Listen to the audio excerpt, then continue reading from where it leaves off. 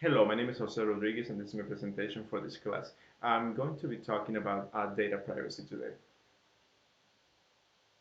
So I thought that to understand what data privacy is, it was important to understand what data is. And I have here definitions that I found. And it says data is observations and measurements represented as text, numbers, or multimedia. So for instance, my age would be data about me, my ethnicity would be data about me, a satellite image of Michigan will be data about Michigan. And we have different types of data. We have raw data, which is essentially data on process. We have metadata, which is data about data. We have nowadays big data, which is this large amounts of data that cannot be processed in the traditional way. And all this data, regardless of the type, at the end of the day, is being used to produce information, which is processed data in some way, shape, or form. This infographic here on the right, I got from Domo.com, and it's for 2021. And I'm gonna pick it's in the intent is to depict how much data is produced in every minute, and I'm going to pick up a snapshot because I thought it was pretty amazing. So it says here that users send 2 million snapshots every minute. So that is a tremendous amount of data that we produce in these days. So what is data privacy? And I found this definition from Ellen Westing, who was a professor at Columbia University and also a writer. His book Privacy and Freedom was published in 1960, so it's a relatively old book by today's standards. But I think his definition of data privacy is pretty much in line with what we think of it today. And he said that data privacy is the claim of individuals, groups, or institutions to determine themselves or for themselves when and how and to what extent information about them is to be communicated to others. So essentially what we think of data privacy today. So data privacy and data security sometimes get mixed or confused, and they're not the same thing. So I thought it was helpful to it would be helpful to compare and contrast them here. So again, data privacy goes back to the definition. Is your ability to decide what is done with your data, and from the perspective of organizations that have your data, the data privacy is concerned with their promise and their obligation to protect your data and make sure that only those who should be seeing and you have authorized to see that data see it. Where in the data security is more concerned with who has access to the information and make sure that only the right person have access. So it deals more with CIA, confidentiality, integrity, and accuracy. Now they do have things in common. And for instance, whenever there's a data breach, we have a security data security issue, and if depending on what data is involved, we could have and likely have a data privacy issue. Data retention, we should only keep data only for the amount of time that we need it, and it's a security issue, and it's also a privacy issue. You don't want your data to be out there forever, though arguably that is can be the case. And then we also have encryption. Encryption is an effective way to protect data from unauthorized access for both a security perspective and also from a data privacy perspective. So why is it important? Why should we care? I mean, there's a lot of data out there about you already. There's public data that you have little or no control over, things like property taxes, licenses, criminal history. That's data that's publicly available that you have little or no control over, and ability to have it removed. So that's out there. Now we know there are companies that we interact with all the time that are collecting our data and are packaging that data and selling that data in the marketplace. And we have again somewhat control, but it is happening, and sometimes it happens without our consent in some occasions. So you aggregate that data, the one that is publicly available, a data that is being gathered from our applications, our services that we utilize, and so forth. And what happens when one of these organizations get hacked and have a data breach? Then this information is out there.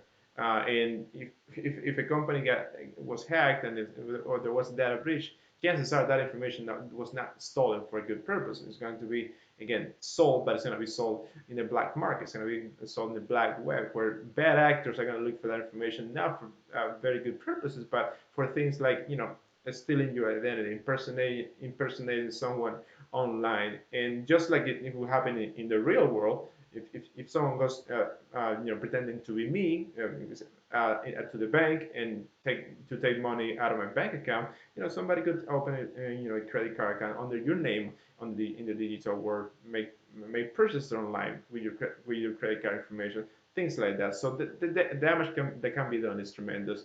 And one thing about this digital data that's out there is that it's very likely to outlive you. You have sometimes no very little control to how you remove, and even when you die, the data is still out there, so it can affect your children, your grandchildren, and it could go on for a long time.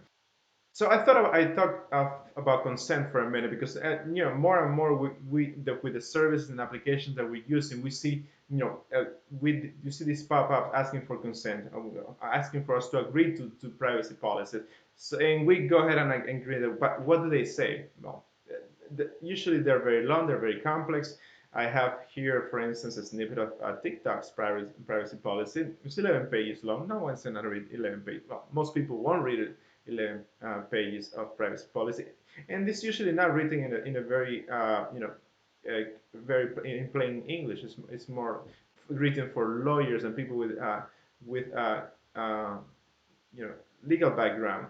And one thing about consent is almost immediately in most cases it shifts the responsibility to you. You're accepting whatever it is that they're saying that you're not reading. You're accepting that, and when you realize that they were doing something that was not great, then you have a little claim because you say yes, and many times you say yes twice because they are smart. They tell you, they ask you to accept, and they ask you, are you sure?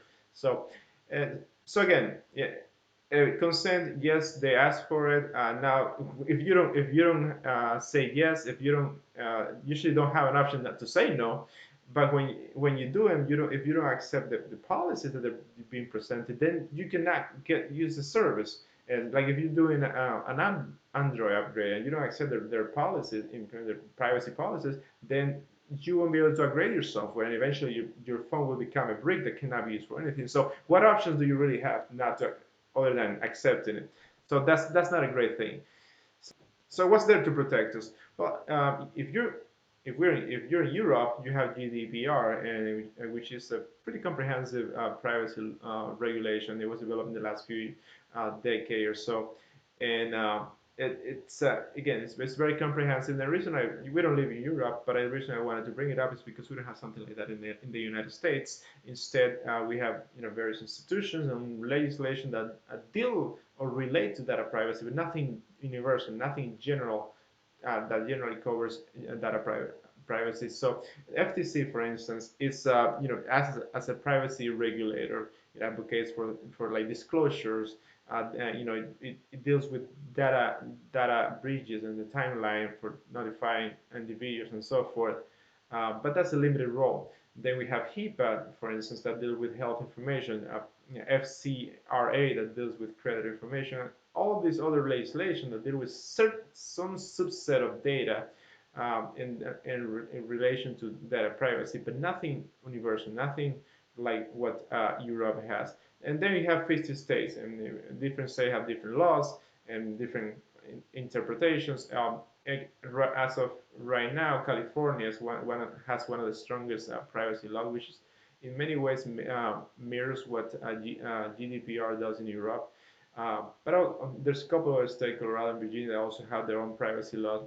Other than that, again, states have different laws related with different subsets of data privacy, but nothing general, nothing to cover it all.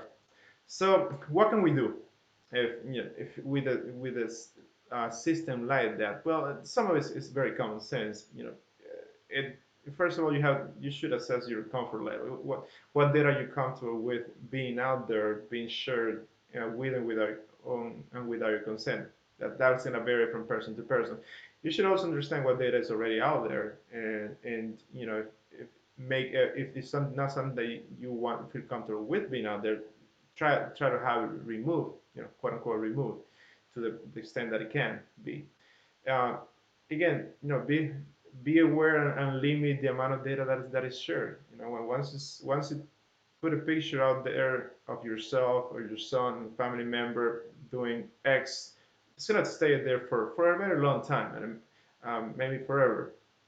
So again, think twice when you before you click that agree or yes in those consent agreements of those privacy policies. Because I mean, do we know what we're consenting to? Are we willing to live with that risk?